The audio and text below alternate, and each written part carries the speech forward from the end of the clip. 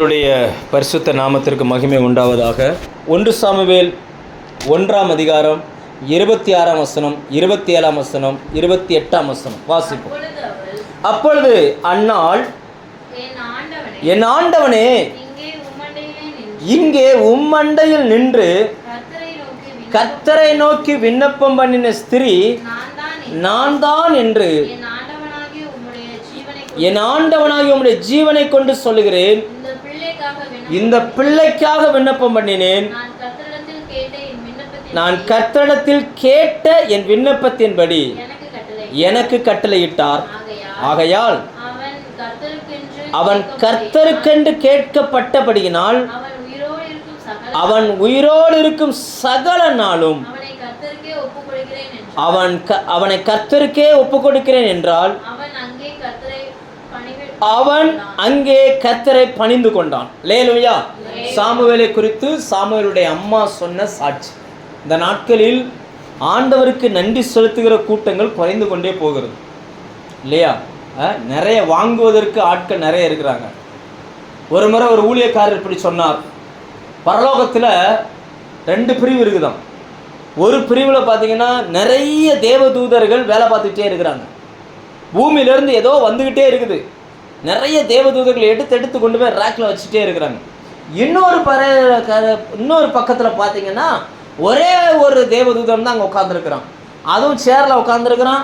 எப்போவாவது ஏதாவது வரும், எடுத்து கொண்டு போய் செல்ஃபில் வைக்கிறான். ஆண்டவர் இந்த தரிசனத்தை அந்த ஊழியக்காரருக்கு காமிச்சாராம். அப்போ காமிக்கும் போது இந்த ஊழியக்காருக்கு புரியலை. ஆண்டவரே, நீங்கள் என்ன காட்டுறீங்க, எனக்கு புரியலையே அப்படின்னு ஒன்று சொன்னாராம். ஜனங்கள் நிறைய பேர் விண்ணப்பம் பண்ணிக்கிட்டே இருக்காங்கப்பா, ஜெபிச்சுக்கிட்டே இருக்கிறாங்க. இது வேணும், அது வேணும், எனக்கு வேணும், என் பிள்ளைக்கு வேணும், பேரனுக்கு வேணும், மருமகனுக்கு வேணும், மருமகளுக்கு வேணும், எங்கள் சபை பாஸ்டருக்கு வேணும், சபை மக்களுக்கு வேணும்னு ஜெபம் பண்ணிகிட்டே இருக்கிறாங்க. இந்த ஜெபத்தெல்லாம் வாங்கி கொண்டு வந்து வைக்கிற இடத்துல ரொம்ப தேவதூதர்கள் வேலை பார்த்துட்டு இருக்கிறாங்க. அந்த பண்ணின ஜெபத்துக்கு ஆண்டவர் பதில் கொடுத்துருப்பார். அந்த பதிலை பெற்றுக்கொண்டு நன்றி செலுத்துகிற அந்த டிபார்ட்மெண்ட்டில் பார்த்தீங்கன்னா ஒரே ஒரு தேவதூதன் எப்போவாவது வேலை பார்த்துக்கிட்டு இருக்கிறான். அப்படின்னா அர்த்தம் என்ன அப்படின்னாச்சுன்னா, நிறைய பேர் ஜெபிக்கிறாங்க, ஜெபித்து கிடைத்த அந்த நன்மைக்கு தேவ சமூகத்தில் நன்றி செலுத்த மாட்டேன்றாங்க அப்படின்னு ஆண்டவர் சொல்லியிருக்கிறார். ஏன்னா ஏற்கனவே கர்த்தர் செய்த நன்மைக்கு நாம் என்றைக்கு நன்றி சொல்லி பழகிறோமோ அன்னைக்கு தான் தேவன் நம்மை நினைவு கூறுகிறார், நமக்கு அடுத்த நன்மையை தருகிறார். அல்லேலூயா. இது ரொம்ப ரொம்ப முக்கியமான ஒரு விஷயம். நல்லா புரிஞ்சுக்கோங்க. தேவன் சொன்ன ஒரு வார்த்தை இன்னைக்கு வரைக்கும் எப்படி வேலை செய்யுதுன்னு பாருங்கள்.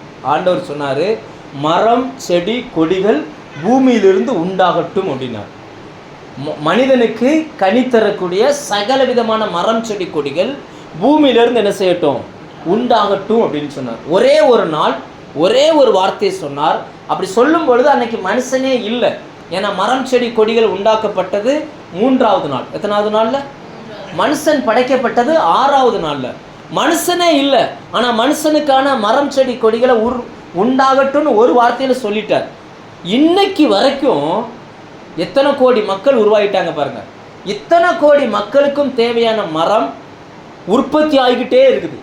இத்தனை கோடி மக்களுக்கும் தேவையான பழங்கள் பூமியிலிருந்து உற்பத்தி ஆகிக்கிட்டே இருக்குது. இத்தனை கோடி மக்களுக்கும் தேவையான உணவு பூமியிலிருந்து உற்பத்தி ஆகிக்கிட்டே இருக்குது. எப்படி உற்பத்தி ஆகுது அப்படின்னா, ஆண்டவர் சொன்ன ஒரு வார்த்தை, ஒரே நாள் ஒரே வார்த்தையை சொன்னார். அந்த ஒரு வார்த்தை இன்னைக்கு வரைக்கும் பூமியை என்ன செஞ்சுக்கிட்டு இருக்குது, நன்மை செஞ்சுக்கிட்டே இருக்குது.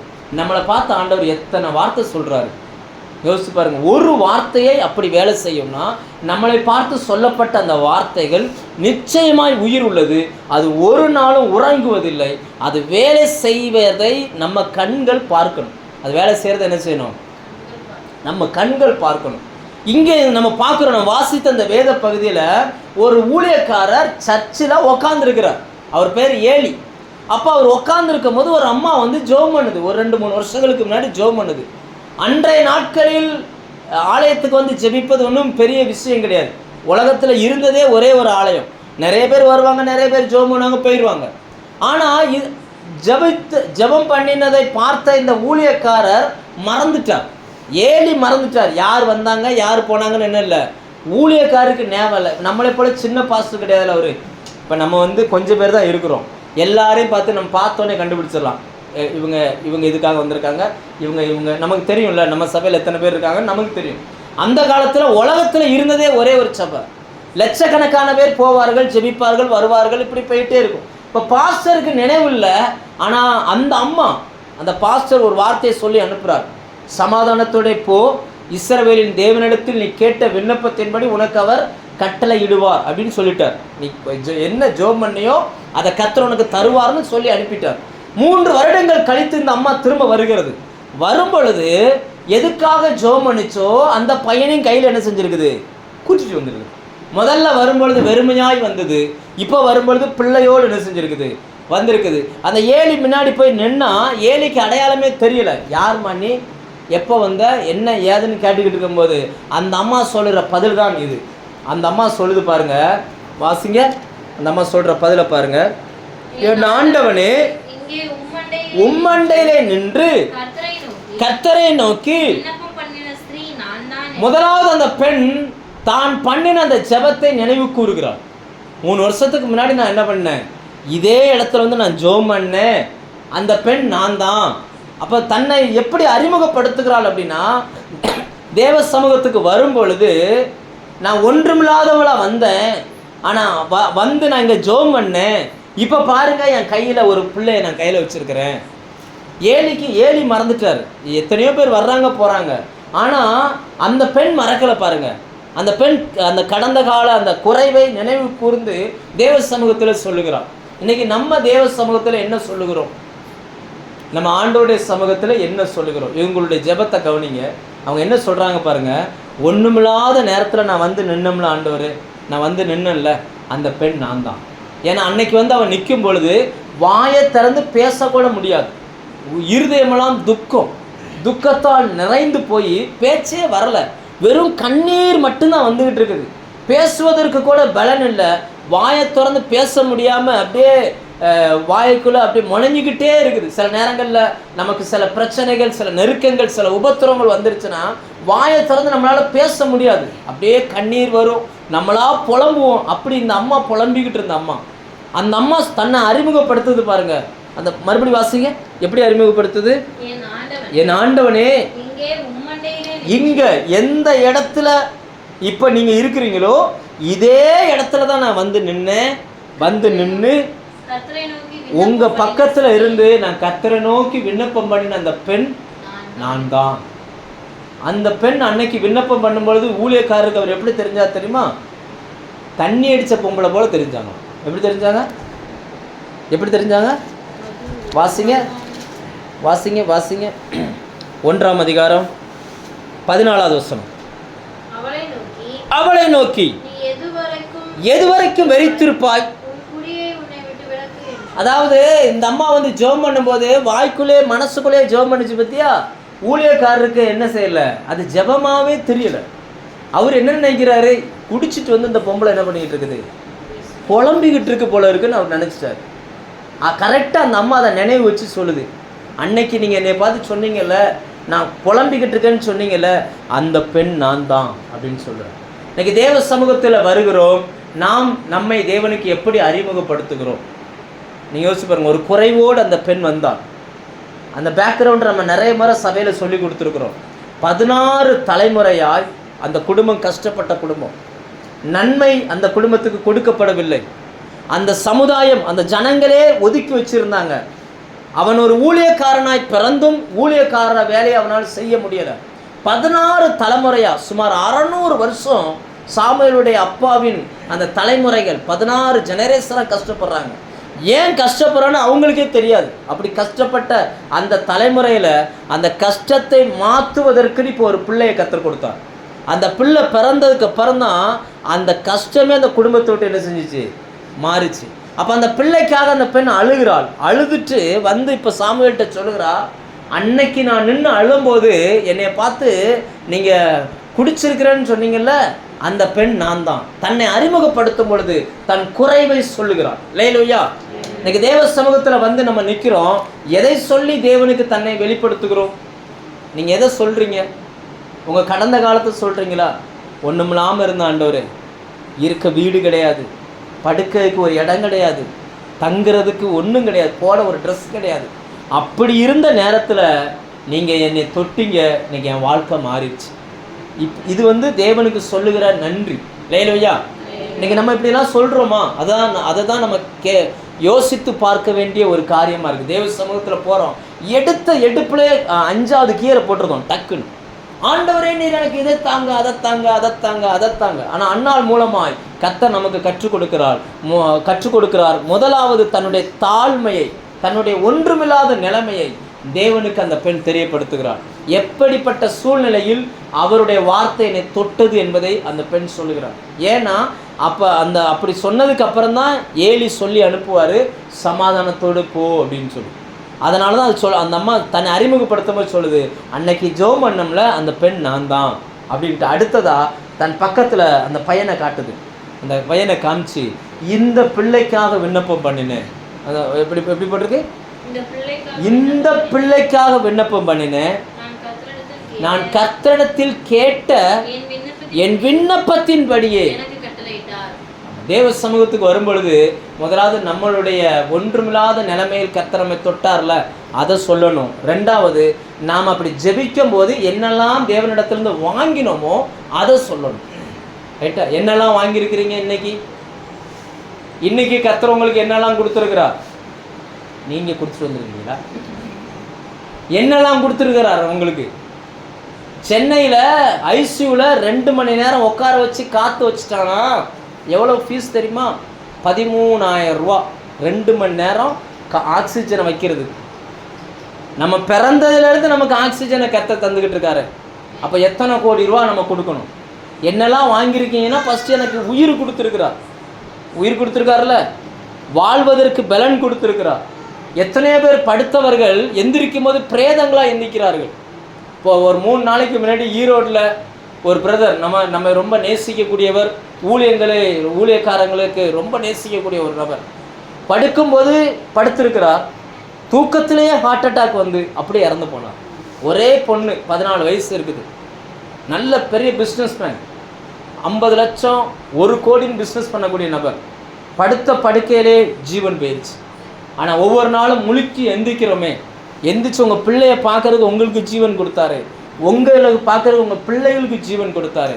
இதெல்லாம் சொல்கிறீங்களா? ஆண்டவரே, நான் வந்து ஒன்றுமில்லாத நிலைமையில இருந்தேன், இன்னைக்கு எனக்கு ஜீவனோடு நீங்கள் வச்சிருக்கிறாரா? எத்தனை பேர் சாப்பாட்டுக்கு வழி இல்லாமல் எப்படியோ கஷ்டப்படுற நேரத்தில் நம்ம நன்றாய் சாப்பிட வச்சுருக்கிறோம். லேலுயா. நான் என்ன சொல்கிறேன், பழைய சோறாக இருந்தாலுமே திருப்தியாக சாப்பிட்டு நம்ம தூங்குறோம்ல, ஒன்றும் இல்லாட்டாலும் சாப்பிட்டுட்டு நம்ம சந்தோஷமாக தூங்குகிறோம். எல்லாம் இருக்கிற நிறைய வீடுகளில் நிம்மதியான சாப்பாடும் கிடையாது, நிம்மதியான தூக்கமும் கிடையாது, குடும்பமாக உட்காந்து பேசுகிற சந்தோஷமும் கிடையாது. நம்மகிட்ட எது இருக்கோ இல்லையோ, கர்த்தர் நம்ம கூட இருக்கிறதுனால நாம் பிழைத்திருக்கிறோம். லேலுயா. இதெல்லாம் நம்ம மறக்கவே கூடாது, நம்ம வாழ்நாளில் மறக்கவே கூடாது. ஒவ்வொரு நாளும் ஒவ்வொரு நேரம் சாப்பிடும்போது அப்படி அள்ளி சாப்பிடும்போது நீங்கள் சொல்லணும், ஆண்டவரே இந்த சாப்பாடு நீங்கள் தந்தது. ட்ரெஸ் போடும்போது சொல்லணும், இந்த ட்ரெஸ்ஸு நீங்கள் கொடுத்தது. வீட்டில் இருக்கும்போது இந்த வீடு நீங்கள் கொடுத்தது. அப்படியே தொட்டு பார்த்து சொல்லணும், ஆண்டவரே நீங்கள் கொடுத்தது ஆண்டவரே. எத்தனையோ பேர் வீடு இல்லாமல், நீங்கள் போய் பாருங்கள், திருநெல்வேலி பஸ் ஸ்டாண்டுக்கு போங்க, இல்லைனா ரயில்வே ஸ்டேஷனுக்கு போங்க, எத்தனை பேர் படுத்திருப்பாங்க தெரியுமா? ரோட்டோரங்களில், பஸ் ஸ்டாண்டில் எத்தனை பேர் படுத்திருப்பாங்க. எத்தனையோ பேர் கூடாரம் போல் துணியை கட்டி அதுக்குள்ளே உட்காந்துருப்பாங்க. அவர்களுக்கு நடுவில் கர்த்தர் நமக்கு நல்ல வீடை கர்த்தர் கொடுத்தார். லேலுயா. நீங்கள் இதுக்கெல்லாம் நன்றி சொல்லுங்க, உங்களுக்கு இன்னும் புதிய காரியங்களை கர்த்தர் செய்வார்.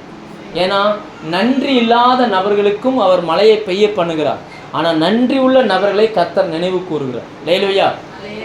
நம்ம பைபிளில் பார்க்குறோம், 10 குஷ்டரோகிகள் சுகமானாங்க. ஆனால் ஒருத்தன் தான் என்ன செஞ்சானா? திரும்பி வந்தான். உடனே ஆண்டவர் சொல்கிறாரு, சுகமானது 10 பேரில். அப்படின்னு அர்த்தம் என்னன்னா, அவர் அதை நினைக்கிறார். 10 பேர் சுகமானா 10 பேரும்ல எனக்கு நன்றி சொல்லணும். ஆனால் யார் தான் வந்து சொல்கிறா? ஒரே. இன்னைக்கும் அது நம்ம குடும்பங்களில் இருக்குது. எல்லாரையும் உயிரோட வைப்பார், நன்றி சொல்றது யார் தான் சொல்லுவா? வீட்டில் ஒரு ஆள். சர்ச்சுக்கு போனால் யார் தான் போகிறா? வீட்டில் ஒரு ஆள். ஜெபம் பண்ணால் யார் ஜெபம் பண்ணுறா? வீட்டில் ஒரு ஆள். யோசிச்சு பாருங்க. இது ரொம்ப முக்கியம். நான் சொல்கிறது நல்லா புரிஞ்சுக்கோங்க. அதாவது உலக மனுஷன் கூட சொல்லுவான், நன்றி என்னது, நன்றி மறப்பது நன்றன்று, நன்றல்லது அன்னைக்கே மறந்துறது நல்லது அப்படின்றோம். நாளும் நீங்கள் படுக்கும்போது வந்து பக்கத்தில் வந்து நிற்பார், என் பிள்ளை என்னை நம்பி தூங்குது பார். நம்மளாம் யாரை நம்பி தூங்குகிறோம் சொல்லுங்கள்? யாரை நம்பி தூங்குகிறோம்? கர்த்தரை நம்பி தான் தூங்குகிறோம். வந்து நின்று சொல்லுவார், என்னை நம்பி என் பிள்ளை தூங்குது, என் பிள்ளை ஜோம் பண்ணியிருக்கு, நாளைக்கு எப்படினாலும் இந்த கடனை நான் அடைச்சிருவேன்னு சொல்லி அது என்னை நம்புது, நான் உடனே நாளைக்கு அதை அடைக்கணும்னு சொல்லி அவராக கிரியை செஞ்சு எதையாவது ஒன்று ரெடி பண்ணி வைப்பார். நீங்கள் காலையில் எந்திரிச்சு அதுக்கு நன்றி சொல்லிட்டீங்க அப்படின்னாச்சுன்னா இம்மிடியட்டாக அது உங்களுக்கு இறங்கிடும். லேலுயா. இல்லைன்னா என்ன செய்யாது, லேட்டாகும். ரொம்ப எளிதான விஷயங்கள் இதில். ஆண்டவர்கிட்டருந்து ஒன்றை வாங்கிறது ரொம்ப ரொம்ப எளிது, ரொம்ப ரொம்ப எளிது. ஆனால் நமக்கு தான் அது என்ன செய்ய மாட்டேங்குது. ஆண்டவர் சொன்னார், வேதத்தின் மகத்துவங்களை நான் எழுதி கொடுத்தேன், அவங்க அதை அந்நிய காரியமாக என்றாங்க அப்படின்னு. யோசிச்சு பாருங்கள். ஒரு வார்த்தை, நீங்கள் அதை எப்போ மறந்துடவே கூடாது. ஒரே ஒரு வார்த்தை இந்த பூமியை பார்த்து சொன்னார். ஒரே வார்த்தை சொன்னார், மரம் மரம் செடி கொடி உண்டாகட்டும்னார். ஒரு வார்த்தை சொன்னார், மீன்கள் பறவைகள் உண்டாகட்டும்னார். கோடிக்கணக்கான பேர் மீன் சாப்பிட்றாங்க. மீன் குறைஞ்சிருக்குதா கடலில்? குறைஞ்சிருக்குதா? எப்படி இதெல்லாம் நடக்குதுன்னா அவர் சொன்ன ஒரு வார்த்தை. அதே போல் நம்ம வாழ்க்கைக்கு ஆண்டவர் எத்தனை வார்த்தை சொன்னார் பாருங்க. இந்த அண்ணாளை பார்த்து இந்த ஏலி ஒரு வார்த்தை சொன்னார், சமாதானத்தோடு போ, இஸ்ரவேலின் தேவனிடத்தில் நீ கேட்ட விண்ணப்பத்தின்படி உனக்கு கட்டளை இடுவார். எத்தனை வசனம் அது? 17 வசனம். ஏலி, சமாதானத்துடனே போ, இஸ்ரவேலின் தேவனிடத்தில் கேட்ட உன் விண்ணப்பத்தின்படி. அவ்வளோதான், ஒரே வார்த்தையில் முடிச்சிட்டார். சமாதானமாக போப்பா, நீ பண்ண ஜெபத்துக்கு ஆண்டவர் பதில் தருவார். அவ்வளோதான். அந்த வார்த்தை அந்த அம்மா நம்பிட்டு போச்சு. வருடக்கணக்காக பிறக்காத குழந்தைய கர்த்தர் பிறக்க வச்சார். இப்போ மறுபடியும் ஒரு 2-3 வருஷம் பால் குடி மறந்த பிறகு அந்த பிள்ளைய தேவ சமூகத்தில் கொண்டு வந்து நிப்பாட்டிட்டு சொல்லுது, அன்னைக்கு ஜெபம் பண்ண அந்த பெண் நான் தான், இந்த பிள்ளைக்காக தான் ஜெபம் பண்ணேன், இவன் கர்த்தரிடத்துலேருந்து நான் என்ன கேட்டனோ அதை அப்படியே எனக்கு என்ன செஞ்சுட்டாரு, தந்துட்டார். இந்த நாளில் நாம் எவ்வளவுக்கு எவ்வளவு நன்றி உள்ளவர்களாக இருக்கிறோம் கொஞ்சம் யோசிச்சு பாருங்கள். ஆண்டவர் தருகிற எல்லாவற்றுக்கும் நீங்கள் நன்றி உள்ளவங்களாக இருக்கிறீங்களா? நம்ம அனுபவிக்கிற எல்லாமே கர்த்தர் தந்தது. இதை நமக்கு தருவதற்கும் அவருக்கு அதிகாரம் இருக்கிறது, நம்மிடமிருந்து எடுத்துக்கொள்வதற்கும் அவருக்கு அதிகாரம் இருக்கிறது. ஆனால் ஒவ்வொரு நாளும் நீங்கள் தேடுறீங்களோ தேடலையோ, நீங்கள் எப்படியாகிலும் அவரை தடவியாகிலும் கண்டுபிடிக்கணும்னு சொல்லி உங்களுக்கு நன்மைகளை செஞ்சுக்கிட்டே இருக்கிறார். ஆனால் மனுஷனுடைய இருதயமோ இன்னும் தேவனுக்கு எப்படி தான் இருக்குது, தூரமாக இருக்குது. நல்ல ஒன்று புரிஞ்சுக்கோங்க, உங்களுக்கு நன்மை வேணும்னு ஆசைப்பட்டீங்கன்னா ஏற்கனவே தந்ததுக்கு நன்றி சொல்லுங்கள். அப்போ உங்களுக்கு கிடைக்க வேண்டிய நன்மை என்ன செஞ்சிடும், கிடைச்சி. லேலோயா. நான் சொல்கிறதெல்லாம் உண்மை நினைக்கிறீங்களா பொய்ன்னு நினைக்கிறீங்களா? 100% உண்மை. இன்றைக்கி எங்களுக்கு அர்ஜெண்ட்டாக 3020 ரூபா பணம் வேணும். என் அக்கௌண்ட்டில் எவ்வளோ இருக்குது, 600 ரூபா இருக்குது. 9 மணிக்கு பணம் வேணும். நான் யார்கிட்ட போய் கேட்குறது? ஆமாம், நேராக சர்ச்சுக்குள்ளே போனேன். சர்ச்சுக்குள்ளே போய் ஜெபம் பண்ண ஆரம்பிக்கும் போது ஆண்டவர் இன்னைக்கு இந்த காரியத்தை சொன்னார். நான் சொன்ன ஒரு வார்த்தை இந்த பூமிக்கு இதுவரைக்கும் பலன் கொடுத்துக்கிட்டு, நான் உனக்கு எவ்வளோ வார்த்தை சொல்லியிருக்கிறேன் அப்படின்னு. அப்புறம் தேவன் சொன்ன வார்த்தையெல்லாம் அறிக்கை பண்ண அந்த ஏற்ற வேலை வரும்பொழுது அந்த பணம் ஆண்டவர் கொடுக்க ஆரம்பிச்சு. லேலூயா. கடன் வாங்காமல் அந்த பணத்தை கொடுப்பதற்கு ஆண்டவர் உதவி செய்வார். நாளைக்கு ஒரு கேம்ப் இருக்குது, நாளை கழித்து 2 நாள் கன்னியாகுமரியில் கேம்ப் இருக்குது. நம்மளுடைய தேவைகள் ஏராளமான தேவைகள் தான். ஆனாலும் ஆண்டவர் செய்த அந்த நன்மையை நீங்கள் சொன்னீங்கன்னா அடுத்த நன்மை அவர் செய்கிறதுக்கு எப்படி இருப்பார், ஆயத்தமாக இருப்பார். இன்றைக்கி தேவ பிள்ளைகள்கிட்ட இருக்கிற குறை என்னென்னா, நாம் பெற்றுக்கொண்ட நன்மையை சொல்லாமல் மூடி வைக்கிறாங்க. அதான் பிரச்சனை. நாம் எழுந்து நன்றி சொல்ல பழகணும். லேலூயா. ஒன்றும் இல்லாட்டாலும் சர்ச்சில் எழுந்து நின்று கர்த்தர் என்னை உயிரோடு வச்சிருக்கிறார் அப்படின்ட்டு உட்காந்துரும். சொல்ல புரியுதா? ஒன்றும் இல்லைன்னா நான் ஆண்டவர் என்னை உயிரோடு வச்சிருக்கிறார். நீங்கள் என்னைக்கு அதை சொல்லி பழகுங்க, நீங்கள் சொல்லி பழகுங்க, கர்த்தர் உங்களை நன்மையினால் நிரப்புவார். ஆண்டவர் சொன்னார், வாயை விரிவாய் தர நான் அதை நன்மையினால் என்ன செய்வேன், நிரப்புவேன். அதான் அன்னாள் சொல்கிறாங்க, அன்னைக்கு ஒரு காலத்தில் கஷ்டத்தோடு கண்ணீரோடு வந்து நான் ஜெபம் பண்ண ஆண்டவரே, நான் ஜெபம் பண்ணேன், நீங்கள் இந்த பிள்ளை எனக்கு தந்தீங்க, இந்த பிள்ளைக்காக தான் ஜெபம் பண்ணேன். ஏன்னா அந்த அம்மா கேட்டுச்சுல, ஆண் பிள்ளை எனக்கு தாரும் அப்படின்ச்சு. கரெக்டாக ஆண் பிள்ளையை கொடுத்தார். அதனால் அந்த அம்மா சொல்லுது, இந்த பிள்ளைக்காக நான் ஜெபம் பண்ணேன், இந்த பிள்ளையை எனக்கு தந்தீங்க. கர்த்தரிடத்தில் நான் கேட்டதுனால இந்த பிள்ளையை நான் கர்த்தருக்கே கொடுக்குறேன்ட்டு போயிடுச்சு. லேலூயா. நீங்கள் கொடுக்க வேண்டாம் இல்லையா? நீங்கள் வளங்க, ஏற்ற வேலையில் என்ன செய்யுங்க, அது வளர்க்கும் போதே நினைவில் ஒன்று வச்சுக்கிடணும். இந்த பிள்ளை எனக்கு சொந்தம் கிடையாது, இந்த பிள்ளை கர்த்தருக்கு சொந்தம். அதை வளர்க்குற பொறுப்பு தான் எனக்கு. நான் சொல்ல புரியுதா? இந்த குழந்தைய எனக்கென்று வள, நான் உனக்கு சம்பளம் தருவேன்னாரு. அது சபை வீட்டுக்கும் பொருந்தும், சர்ச்சுக்கும் பொருந்தும். நான் உங்களை இயேசுக்குன்னு வளர்த்தோம்னா எனக்கு அவர் சம்பளம் தருவார். ரைட்டா? நான் ஊழியத்துக்கு வந்த நாட்கள்லேருந்து இந்த நாள் வரைக்கும் யோசிச்சு பாருங்கள். இது வரைக்கும் கர்த்தருக்குன்னு தான் நான் வளர்க்குறேன், ஆண்டவருக்குன்னு தான் வார்த்தையை சொல்கிறேன். ஒரு நாளும் எந்த எதிர்பார்ப்பும் உங்கள்கிட்ட இருந்து நான் வாங்கவே இல்லை. அதனால தான் ஆண்டவர் என்னுடைய தேவை என்ன செய்கிறாரு, என்னை சந்திக்கிறார். எங்கும் போய் கடன் வாங்க விடலை, தேவைகளை கர்த்தர் சந்திக்கிறார். வாங்குகிற இடத்துலேருந்து கொடுக்குற இடத்துக்கு நம்ம கொண்டுட்டு போகிறார். அதை மறந்துடவே கூடாது, அதை நம்ம ஒரு நாள் மறந்துடக்கூடாது. அதே போல் குடும்பத்துலேயும் ஜெஸ்ஸியும் ஆரம்பத்துலையும் ஒரு விஷயத்தை புரிஞ்சுக்கிடணும். இந்த பிள்ளைய கர்த்தர் எனக்கு தந்திருக்கிறார், இந்த பிள்ளைய கர்த்தருக்குன்னு நான் வளர்க்கணும். இந்த குழந்தை கர்த்தருக்குன்னு வளர்க்கணுன்ற மைண்ட் செட்டில் நீங்கள் வளர்க்க ஆரம்பிச்சிங்கன்னா உங்களுக்கு ஒரு நாளும் பணத்துக்கு பஞ்சமே இருக்காது. இல்லை, ஒன்றுமே இல்லாத போல இருக்கும், ஆனால் ஏற்ற வேலையில் அது எல்லா தேவையும் என்ன செஞ்சிடும், சந்திக்கப்படும். அதை ஒரு நாளும் மறந்துடக்கூடாது. ஏன்னா அப்புறமேலு பையனுடைய அப்பா அம்மா வந்து எங்கள் வாரிசாக்கும், அப்போ பொண்ணுடைய தாத்தா அவங்க அப்பா அம்மா வந்து எங்கள் வாரிசாக்கும். இந்த வாரிசு கதையெல்லாம் இல்லை, இங்கே இல்லை. இது கர்த்தருடைய வாரிசு, கர்த்தர் தந்தார். அந்த அம்மா ஜெபிக்கிருப்பாங்க, இந்த பிள்ளைக்காக நான் ஜெபம் பண்ணேன், இந்த பிள்ளைய நான் கர்த்தருடைய சமூகத்தில் கேட்டேன் அப்படின்னு சொல்லி கர்த்தருடைய சமூகத்தில் வைக்குது. அதனால தான் அந்த குழந்தையினுடைய பிறப்புக்கு பிறகு அவங்களுடைய தலைமுறையே மாறிப்போச்சு. நீங்கள் பைபிளை கவனமாக படித்து பாருங்கள். அதுக்கு முன்னாடி இருந்த சாமுவேலுடைய தலைமுறை வேறு, அந்த குழந்தையின் பிறப்புக்கு பிறகு சாமுவேலுடைய அந்த ஜெனரேஷனே மாறிடுச்சு. தலைமுறைகள் ஆசீர்வதிக்கப்பட்டுச்சு. ஒரு பிள்ளையினால் உங்கள் ஜெனரேஷனே ஆசீர்வதிக்கப்படும். நீங்கள் மட்டும் இந்த பிள்ளையை கர்த்தருக்குன்னு வளர்த்துட்டிங்கன்னா உங்கள் தலைமுறைகளையே கர்த்தர் ஆசீர்வதிப்பார். லேலூயா. நீங்கள் அதில் ரொம்ப கவனமாக இருக்கணும், அதை மறந்துடவே கூடாது.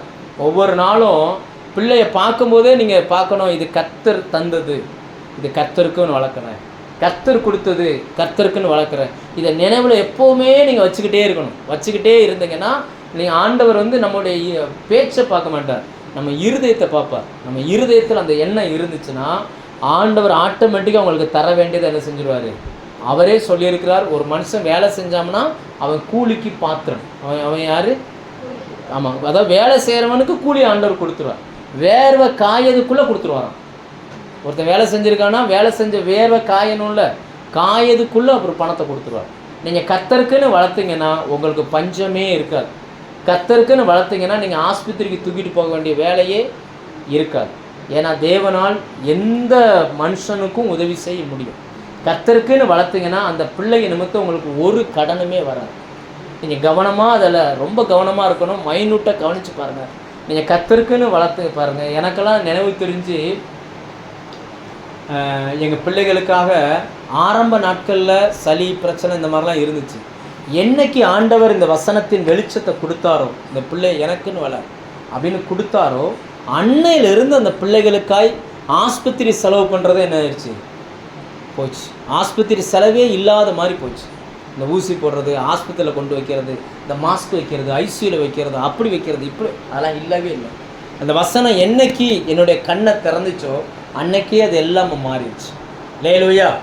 அப்போ ரொம்ப கவனமாக புரிஞ்சுக்கணும். இன்றைக்கி இந்த வீட்டுக்கு கர்த்தர் தருகிற வார்த்தை என்னென்னா, ஒரு நாளும் நன்றி மறந்துடாதீங்க. கர்த்தர் உங்களை கொண்டு வந்த அந்த விதத்தை மறந்துடாதீங்க. கர்த்தர் தந்த ஆசீர்வாதம் வெறும் குழந்தை மட்டும் இல்லை, நமக்கு ஜீவன் கர்த்தர் தந்தது, நமக்கு வாழ்க்கை கர்த்தர் தந்தது. நம்ம இன்றைக்கி பிழைச்சிருக்கிறோன்னா அது கர்த்தரால் பிழைச்சிருக்கிறோம். 4 பேர் நம்மளை பார்த்து மதிக்கிறோம்னா அது கர்த்தர் தந்தது தான். கர்த்தர் தான் நம்மளை அந்த மதிக்கிற இடத்துல வச்சிருக்கிறார். நீங்கள் இந்த நினைவோடு நீங்கள் இருப்பீங்கன்னா கர்த்தர் உங்களை நிச்சயமாய் ஆசீர்வதிப்பார். ஹல்லேலூயா. அந்த கீழே அந்த அம்மா ஒரு பாட்டு படிக்குது. அது ரொம்ப, அதில் ஒரே ஒரு வசனத்தை மட்டும் வாசிப்போம். 2ஆம் வசனத்தில் அந்த அம்மா ஒரு பாட்டு படிக்குது பாருங்க. அதில் ஒரு வசனம் வாசிங்க. 5ஆம் வசனம். திருப்தியா இருந்தவர்கள் அப்பத்துக்காக கூலி வேலை செய்கிறார்கள், பசியா இருந்தவர்களோ இனி பசியா இரார்கள். மலடியா இருந்தவள் 7 பெற்றாள், அநேகம் பிள்ளைகளை பெற்றவளோ. அதாவது அந்த அம்மா கிட்டத்தட்ட ஒரு 25 வருஷத்துக்கு மேலே மலடின்னு எண்ணப்பட்ட பெண் இந்த அண்ணா. ஆனால் ஒரே பையன் சாமுவேல் பிறந்த உடனே அந்த வசனம் சொல்லுகிறது 7 பெற்றாலும். எத்தனை பிள்ளை? பிறந்தது ஒரு பிள்ளை. ஆனால் அவள் என்ன சொல்கிறா? ஆண்டோடைய சமூகத்தில் என்ன சொல்லுகிறா? 7 பெற்றேன் அப்படின்ற. அப்படின்னா அர்த்தம் என்ன தெரியுமா? 7ன்னா 7 என்பது பரிபூரணமானது. 7ன்னா என்னது? பைபிளில் பழைய ஏற்பாட்டில் 7 வகையான ஊழியங்கள் உண்டு. அந்த 7 வகையான ஊழியங்களையும் ஒரே நபர் செஞ்சிருக்கிறார்னா சாமுவேல் மட்டும்தான் செஞ்சிருக்கிறார். மீதி எல்லாருமே 7 வகையான ஊழியங்களை செஞ்சது கிடையாது. அப்போ அந்த அம்மா, அந்த பிள்ளை சின்ன பையன், ஆனால் சின்ன பையனாக இருக்கும்போதே அந்த அம்மா இந்த பாட்டை சொல்லுது. நான் எல்லாராலும் அற்பமாக எண்ணப்பட்டேன், ஆனால் ஆண்டவர் எனக்கு கொடுத்தது ஒரு பிள்ளை கிடையாது. இந்த ஒரு பிள்ளைக்குள்ள 7 விதமான தன்மை என்ன செய்யுது? வெளிப்படுது அப்படின்றத அது சொல்லுது. 7 பெற்றா என்னெல்லாம் அப்படின்னாச்சுன்னா, ஒன்று ஆசாரியன், ஒன்று என்னது? ஆசாரியன். 2வது லேவியன், 3வது பிரதான ஆசாரியன், 4வது மகா பிரதான ஆசாரியன், அடுத்து தீர்க்கதரிசி, அதுக்கடுத்து தீர்க்கதரிசிகளின் தலைவன், அதாவது பைபிள் ஸ்கூல் நடத்தக்கூடியவர், கடைசியா நியாயாதிபதி, அதாவது ராஜாக்களை அபிஷேகம் பண்ணுகிறவன். இதை பைபிளில் மோசேக்கு அடுத்து இந்த வேலையை செஞ்சது யார் அப்படின்னா சாமுவேல் மட்டும்தான். வேறு யாருமே என்ன செய்யலை. அப்போ ஒரு பிள்ளைய அந்த அம்மா எப்படி பார்த்துச்சுன்னா, ஒரு பிள்ளையாக பார்க்கல, அந்த ஒரு பிள்ளைக்குள்ளே தேவனுடைய பரிபூர்ணமும் இருக்குன்னு சொல்லி அந்த அம்மா பார்க்குது. அதனால தான் அந்த வாசனத்தை இப்படி சொல்லுது. கர்த்தர் நமக்கு தந்திருக்கிற அந்த ஆசீர்வாதம் ஒன்றோடு நிற்க போகிறது இல்லை. நான் சொல்ல புரியுதா? ஆண்டவர் நமக்கு தந்திருக்கிற ஆசீர்வாதம் ஒன்னோடு நிற்க போகிறதில்ல. தேவனுடைய பரிபூர்ண நன்மையும் அந்த ஆசீர்வாதத்துக்குள்ளே உண்டாயிருக்கிறது. நாம் பார்க்க வேண்டியது அப்படி பார்க்கணும். நான் சொல்ல புரியுதா? அந்த அம்மா அந்த மாதிரி ஜெபம் பண்ணிட்டு வீட்டுக்கு போச்சு. அதுக்கப்புறம் கர்த்தர் அவங்களுக்கு 6 குழந்தைகளை கொடுத்தார். நான் சொல்ல புரியுதா? அந்த பாட்டு பாடும்போது ஒரு பிள்ளை தான், ஆனால் அதுக்கப்புறம் என்ன ஆயிடுச்சு? கர்த்தர் அதுக்கப்புறம் அவங்களுடைய குழந்தைகளை கொடுக்க ஆரம்பித்தார். சாமுவேல் கர்த்தருடைய சந்நிதியில் வளர்ந்தான். நிறைய விஷயங்கள் இருக்குது, நமக்கு நேரம் இல்லாததுனால நம்ம முடிப்போம். ஒன்றை புரிஞ்சுக்கோங்க, நன்றி செலுத்துவது ரொம்ப கவனமாக இருங்க. ஆண்டவர் செய்த நன்மை என்ன செய்யுங்க? நன்றி செலுத்துங்க. ஆலயத்துக்கு வரும் பொழுது பிள்ளையோடு வாங்க, சாட்சி சொல்லும் பொழுது எழுந்து நெல்லுங்க. பேச முடியாட்டாலும் பரவாயில்ல, கர்த்தர் எங்களை உயிரோடு வச்சாருன்னு சொல்லிட்டு என்ன செஞ்சுருங்க? உக்காந்துருங்க. நீங்கள் பாடுகிறதை உங்கள் பிள்ளை கேட்கணும், நீங்கள் ஜெபம் பண்ணுறதை உங்கள் பிள்ளை கேட்கணும், நீங்கள் காணிக்க போடுறதை உங்கள் பிள்ளை பார்க்கணும். இதெல்லாம் அந்த பிள்ளையை அப்படியே வளர்த்து எடுத்தீங்க அப்படின்னாச்சுன்னா, அவன் ஒருவனாய் அல்ல, வாழும்போது ஒருவனாக இருக்கிறான். வளர்ந்த பிறகு அவனுக்குள்ளிருந்து நிறைய ஊழிய சுபாவங்கள் வெளிப்படும். எப்படி அந்த சாமுவேல் சமஸ்த இஸ்ரவேல் மேலே ஒரு தீர்க்கதரிசியாக இருந்தானோ, அப்படியே உங்கள் பிள்ளையும் கர்த்தர் சமஸ்த இஸ்ரவேல் மேலே ஒரு தீர்க்கதரிசியாய் கர்த்தர் கொண்டு வருவார். அல்லேலூயா. விசுவாசிக்க கூடுமானால் எல்லாமே நடக்கும்.